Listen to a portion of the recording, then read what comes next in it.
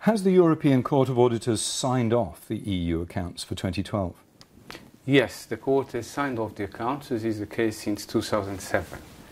But for the European Union budget expenditure, we continue to find many instances of error where the rules are not compliant with. So we have found material level of error as in previous years. Is EU financial management getting better or worse? Well, I would say that things are pretty much stable on that path.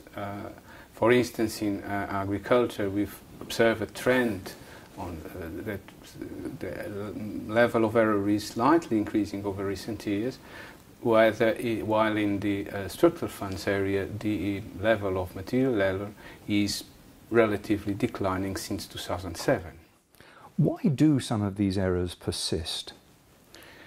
Well, they persist because the frameworks in place are not the right incentives to avoid them, or not being effectively applied, and there are also not sufficiently attention being paid to the quality of expenditure. In the view of the European Court of Auditors, then, what should be done to improve EU financial management? In the Court's view, we need to pay more attention to the results to be achieved with the funds available. And for that purpose, we need to focus better on the legislation that puts forward, creating the conditions for a better management and use of the funds, focusing on the results to be achieved. To do that, how should the spending rules be modified? Well, currently we have already rules in place saying where and how the money should be spent, the right things to the right people. But the Court believes, and I believe strongly, that we need to put more focus on the results we want to achieve with the funds available in the European Union budget.